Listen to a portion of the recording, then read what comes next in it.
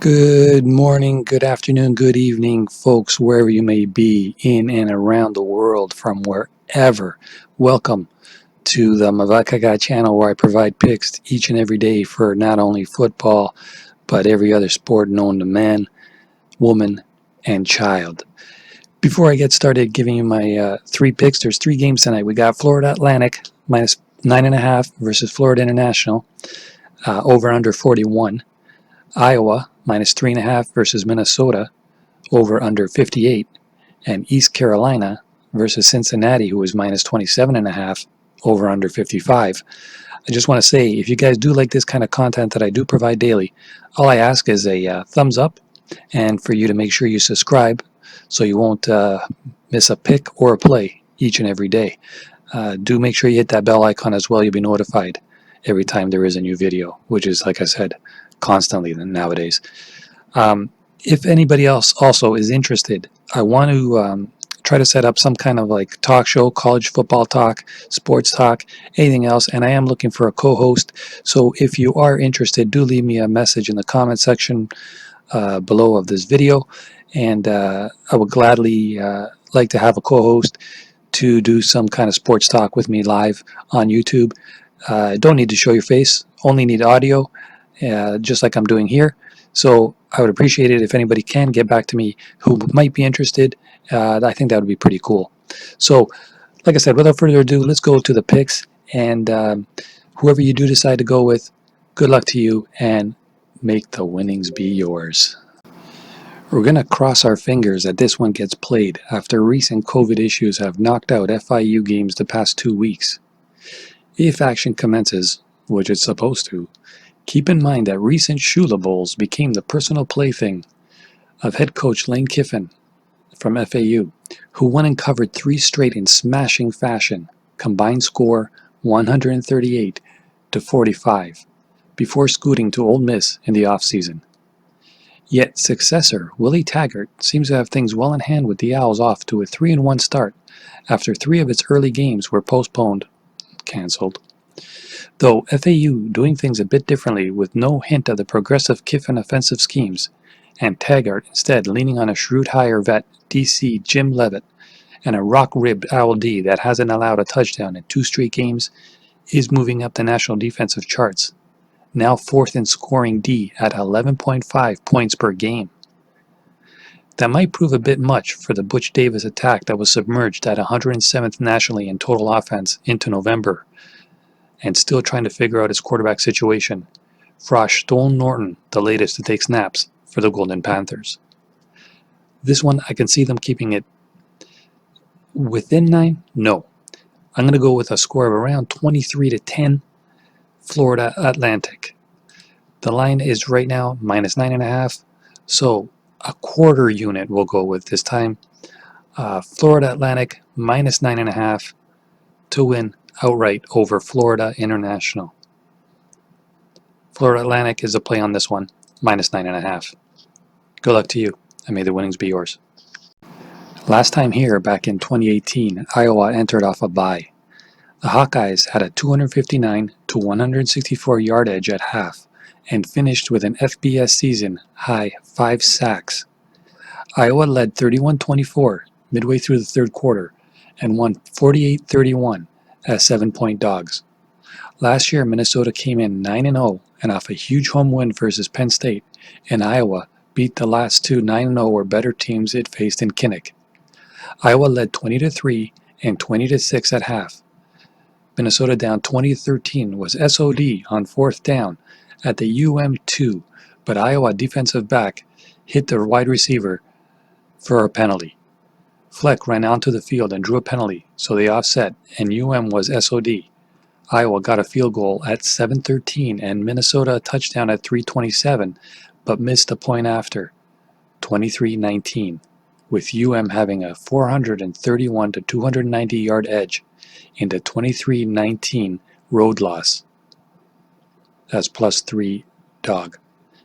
Iowa has 12 returning starters and Minnesota has 13, including quarterback Morgan. Minnesota had a disappointing start by losing 25 to Michigan at home, and then as a 3-touchdown favorite losing to Maryland in overtime. They have been without their punter, kicker, and kickoff man, but the real problem has been a defense that is allowing 578 yards per game and 249 yards per game above what opponents normally allow.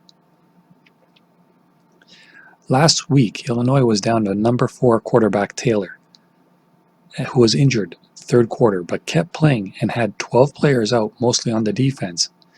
Minnesota had a punt and fumble on the first 2 possessions, then 4 straight touchdowns to lead 28-7 at half and won 41-14, ending the game at Illinois 9 with 444 to 204 yard edge. Running back Ibrahim rushed for 224 yards. Quarterback Tanner Morgan is hitting 62% with a 3-to-2 ratio, and running back Ibrahim has 571, average 5.9. Iowa also opened a disappointing 0-2, losing to Purdue by 4 and Northwestern by 1 in games that they were a slight favorite. While Minnesota was minus 119 yards per game in their losses, Iowa was plus 47. Last week as a double-digit best bet, Iowa had 11-4 first down edge in first half and led 35-0 with a punt return, an interception return touchdown, and rolled to a 49-7 dominating win over Michigan State. You can check back on my previous videos. I did play that one, and I did suggest that one to all you out there as one of the plays of the day. Quarterback Spencer Petras is hitting 54% with a 2-to-3 ratio, and the defense is holding foes to 115 yards per game below their season average. Minnesota allows foes 129 yards per game above. Iowa has now won the Floyd of Rosedale Trophy 5 straight years and is 3-0-1 against the spread in the last 4. I'm going to side with the Hawkeyes once again, as I see them winning by about, hopefully, 11 points. Play of the 3 games today, I'm going to go with my best bet tonight, Iowa, minus 3.5 over Minnesota. Let's go for half a unit on this one, as there's still a full slate of weekend games to go. Of the 3 games, though, this is the one I'll put half a unit, Iowa minus 3.5 over Minnesota. See you in the next pick. Undefeated 6-0 Cincinnati has covered 3 straight, convincingly taking care of some of the AAC's toughest challenges. ECU is on the other end of the spectrum in the conference. Although quarterback Holton Ahlers has been on fire lately, completing 82 of 119 passes for 903 yards, 69%, 9 touchdowns, and just 1 interception over the past 3 games. But none of those foes play defense nearly as well as the Bearcats. The Cincy D is the best in the AAC by a margin, ranking 5th in the nation, allowing 11.7 points per game, and 5th in pass efficiency D. With Tulsa and UCF coming up on the back end of the schedule, Luke Fickell's team might be caught looking past the Pirates, but ECU quarterback Desmond Ridder has generated 19 touchdowns, and running back Jared Dokes is off his biggest game of the season with 184 yards rushing. Still would draw the line at some point, as Ahlers does give Mike Houston's Pirates some backdoor ability. And there is a pretty good number here. It's a little high. Hopefully it's a little too high. Cincinnati is at minus 27.5. I'm going to side with the dog here for a quarter unit. I'm going to go East Carolina plus the points, 27.5. Hopefully they can keep it within, let's say, 20. Hopefully they lose by about 20. We'll be all right. The play on this one, East Carolina, plus 27.5. Good luck to whichever game and pick you decide to go with, and may the winnings be yours.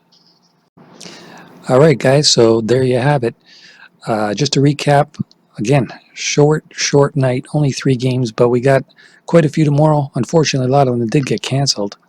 It seems like they're dropping like flies, the cancellations, more and more each and every hour that passes. Anyways, to reiterate, let's go. Florida Atlantic, minus 9.5. Iowa, with the half unit, minus 3.5. The Florida Atlantic, I'm just going to put quarter unit. Iowa, 3.5, half a unit. That's my best play of the 3. And I'm going to go East Carolina to backdoor cover. So we're getting 27.5 points. Hopefully we don't lose by an even 4 touchdowns. That would be real pain in the butt. But anyways, those are the 3 picks. All the away teams, hey, who knows? You pay your money, you take your chances, right? Good luck to you. As always, like I said, if you do enjoy this video, please do leave a smash thumbs up and do subscribe. We'll be here each and every day, hopefully together. Good luck once again, and we'll see you all in the next video.